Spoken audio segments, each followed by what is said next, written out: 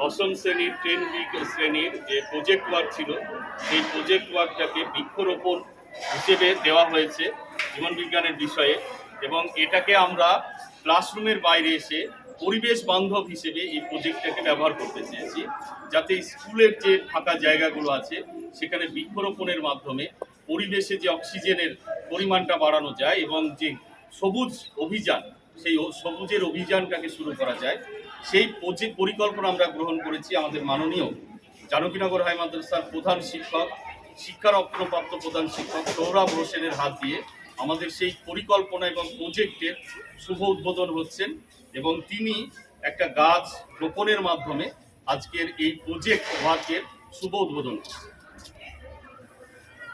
হাততালি দাও। আসো আসো আসো। ওইখানে মাটিগুলো আলগা কিছু নিয়েছে বাধা আছে, বুদ্ধিমান তাতে যাচ্ছে ওই সুপারি গাছে বাধা আছে, খুলে ওই জায়গায় কিছু পাচ্ছে মাটি দেওয়া মাটি তো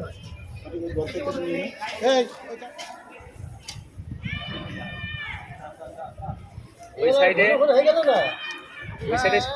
ফুল লাগে বুঝলে, এই ঘিরে দিন সেই করে ঘিরে দিতে হবে সাইডে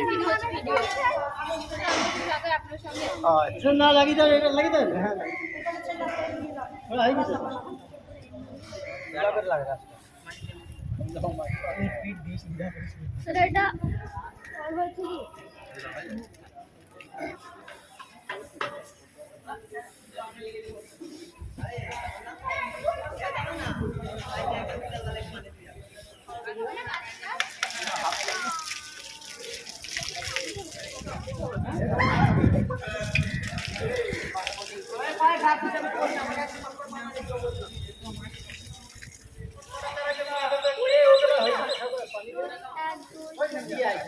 এই প্রজেক্টের উদ্যোক্তা হিসাবে যেসব শিক্ষকরা আছেন, বিশেষ করে বায়োলজি শিক্ষক মোজাম্মেল শেখ, আমার ফিজিক্যাল এডুকেশনের যে শিক্ষক সুজন কুমার বিশ্বাস, আতিকুর রহমান স্যার, আরও আমাদের গাম্ভীর হান্নাকান থেকে শুরু করে আরও অনেক শিক্ষক শিক্ষিকার এই যে উদ্যোগটাকে, যেটা পরিবেশ বান্ধব তৈরি করা প্রজেক্ট কাজগুলোকে একটা ইনোভেটিভ কাজে নিয়ে আসার এই যে পরিকল্পনা নিয়েছেন, তার জন্য আমি প্রধান শিক্ষক হিসাবে গর্বিত।